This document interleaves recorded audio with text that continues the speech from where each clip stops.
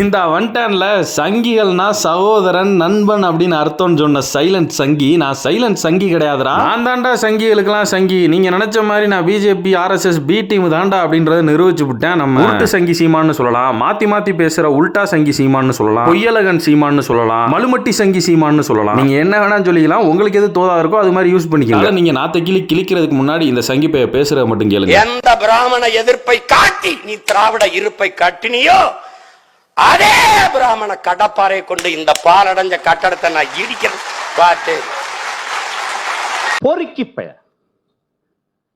பொறுக்கி பொறுக்கி பேடா அதாவது இவ்வளவு நாள் திராவிடத்தை எதிர்த்து தமிழ் தேசியம் பேசிக்கிட்டு இருந்தவரை இந்த ஆளுக்கு மரியாதை கொடுக்கணும் கொஞ்சம் தோணுச்சு. எப்ப திராவிடத்தை எதிர்க்கிறதுக்கு பார்ப்பனியத்தை தூக்கிட்டு வந்தியோ அப்பவே நீ ஒரு அக்மார்க் சங்கி, அசிங்க பிடிச்ச சங்கின்னு தெரிஞ்சு வச்சு. நீ ஆல்ரெடி ஜாதிகளுக்கெல்லாம் சப்போர்ட் பண்ணும்போதே தெரியும் நீ ஒரு ஊழ சங்கின்னு. அதாவது இந்த சங்கி சீமான் எந்த மேடையில நின்று பேசுறேன் அப்படின்னு பார்த்தோம்னா RSS அமைப்போட விஜில் அப்படின்ற கேட்டகரியில உள்ள அமைப்பு நடத்துற நிகழ்ச்சி. அவங்க நடத்துற மேடையில நின்னுகிட்டு RSS தூக்கி பிடிச்சு பார்ப்பனர்களோட காலை நக்கிட்டு இவனை ஏன் மாத்தி பேசுற உருட்டு சங்கின்னு சொன்னேன்னு தெரியுதா? இப்ப பாருங்க, கொஞ்ச நாளைக்கு முன்னாடி இதே என்ன சொன்னுச்சுன்னு பாருங்க.